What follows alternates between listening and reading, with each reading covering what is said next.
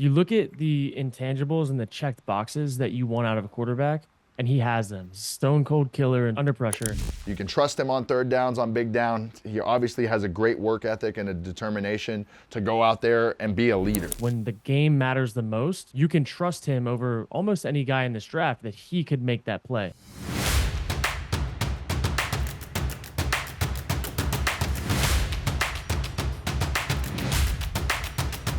I'm Johnny Manziel at the Action Network Studios, joined by my boy Kurt Benkert, and this is Franchise Mode, QB Edition. Today we're breaking down the 2024 NFL Draft Class of QBs. Let's talk the national champion, the Michigan man, the Wolverine, J.J. McCarthy. Played for Jim Harbaugh, man. Now Harbaugh moves on, goes to the NFL, goes back to where I feel, after getting recruited and getting a chance to know Jim Harbaugh a little bit, where he always wanted to be, never really wanted to be a college coach, was just really, really good in both spaces.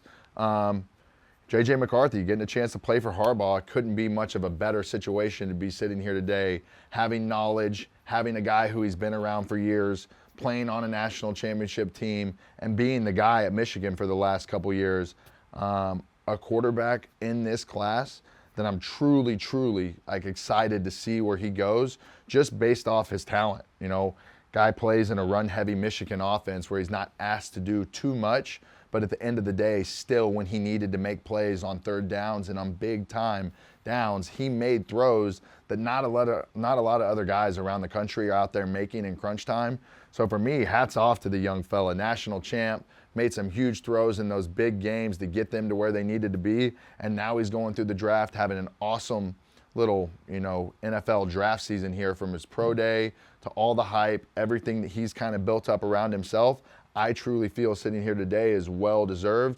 And really my only question is, like, where does this guy go and who does he fit and who does he mesh with moving forward? Yeah, I'm in this same boat, man, where I'm like, you look at the intangibles and the checked boxes that you want out of a quarterback, and he has them. Stone cold killer and under pressure, third downs, red zone. Like, when the game matters the most, you can trust him over almost any guy in this draft that he could make that play. Was he asked to do a lot? Do we have a lot of sample size? So, like, what type of banked reps does he have as a thrower? Where you look at a guy like maybe Bo Nix later, who's thrown the ball a million times in college, he's got a lot of banked reps, and banked reps do matter. Like, we know that from being where we were.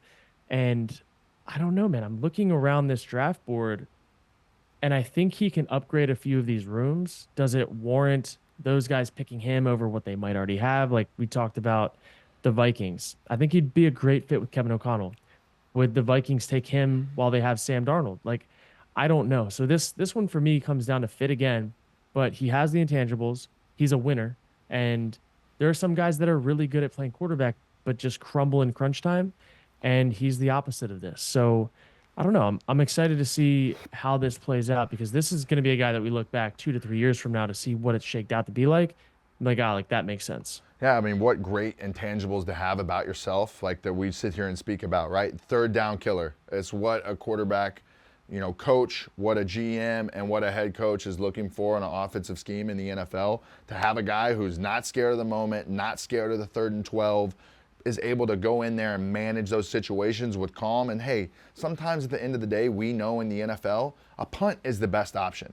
And sometimes young quarterbacks get into trouble where they're trying to do too much and they don't realize, and this is from experience, don't realize that sometimes just punting the ball back and forth throughout a game until you get a flow and you get a rhythm are like the key crucial components of like what goes on in an NFL game. So like this to me, and looking at J.J. McCarthy, is like a true Michigan football player, like to their core of what you think of a Michigan man as, right?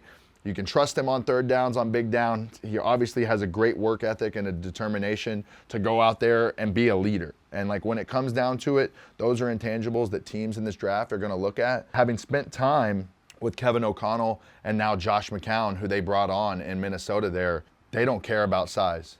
These are two guys who were with me my second year in Cleveland. This is pretty much my quarterback room for my second year in the NFL. Guys who I couldn't have more respect for, more love for, and more appreciation for what they did for me as a football player. Kevin O'Connell was a quarterback coach for me in my pre-draft process. So, at this point in time where we sit today, in 2014, I was traveling around with Kevin O'Connell, going to visit That's Nike and sick. going to visit Under Armour and going to visit some of these places. And I had him on the flights with me going over, at this point in time in the past, a Bill O'Brien offensive scheme.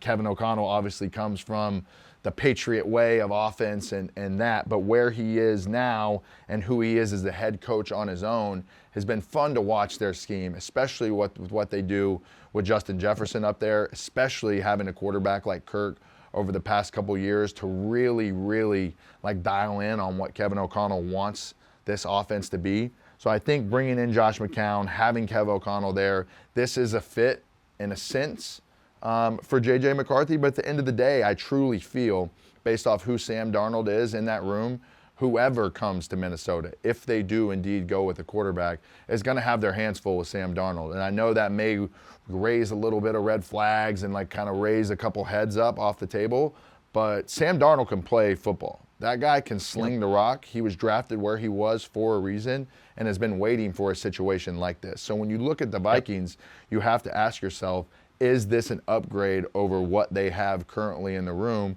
which would mean maybe this isn't a fit. There's some teams out here who are quarterback needy who might reach up early in this draft to go get a guy like J.J. McCarthy. But at the end of the day, for me, I think he's going to be the third or the fourth, maybe even the fifth quarterback taken off the board. And that really comes down to the whole scheme of how many guys go in the first 5 picks. If it goes boom, boom, boom, quarterback, J.J. McCarthy being in the first round is going to go from about a 10, 20% chance to about a 60, 70, 80% chance really, really quick. Yeah, I agree with that. I think we were looking at Minnesota like, they're going to take a quarterback because there's a public perception around Sam Darnold. But the perception around Sam Darnold of people that have played and are in the league look at the situations he was in as way less than ideal. And now you look at he was able to operate that San Francisco offense really well when he went in last year. And a guy like Kevin O'Connell, like I didn't even know that you had previous experience with him. Just knowing what I know about him, like I love how he coaches. I love how he talks about his players. I love how he is in the media. And that stuff is a reflection of how you are in the building too. Like that matters. And so it's a very desirable place. It's why Sam Darnold wanted to go there in the first place. It's a place that quarterbacks would want to be.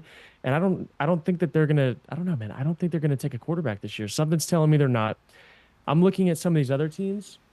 You have the Giants. Giants are iffy. Is JJ upgrade over Daniel Jones? I think he is because situationally that's been the stick on Daniel Jones. You look at New England, they need a quarterback. Is JJ the guy they want, or they want a guy like Penix that can, sling it in cold weather? He's got bigger hands. He's like that's kind of what his build is for. So again, this comes down to scheme fit, but I do think JJ is a winner. I think he has the talent.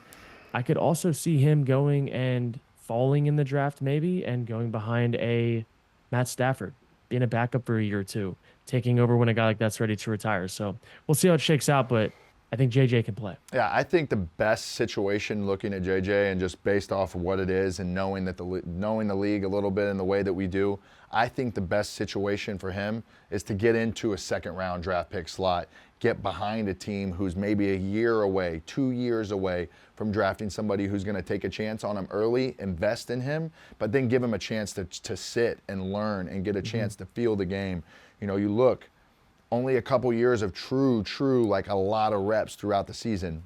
Very good football team. He was leading there in Michigan over the last 2 years. Finally got it done on the big stage this year.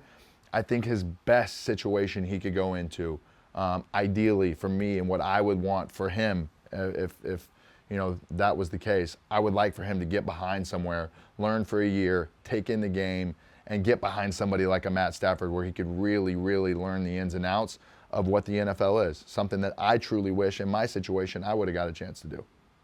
Agree with that, dude. I think he's gotten a lot of nuggets that other college players have not gotten from being in a program with Jim Harbaugh for 3 years. That's a fact. But when you're drafted high, you are almost inherently needed to be a savior. And one thing he was not for that Michigan team was the savior. He was the manager who played well in critical situations, but they didn't need him to save anything. They had the team, they had the operation, they were good. I don't want to see him go to a team like New England that has no receivers in the receiving room, that is in a full rebuild, that's like really getting it out the mud, I think that could be a detriment to his career. And situations matter more than anything about quarterbacks in the NFL and their success. I think he has all the right pieces to go and be somebody with a team that's a little more put together than some of these teams that I'm seeing him mocked to. All right, that's a wrap on JJ McCarthy for Franchise Mode, QB Edition. Thanks to Kurt, as always. Think the kid's going to be a stud. Please like and comment on this video and make sure to subscribe to the Action Network YouTube channel and check out my guy Kurt Ben Kurt on YouTube for even more info and knowledge.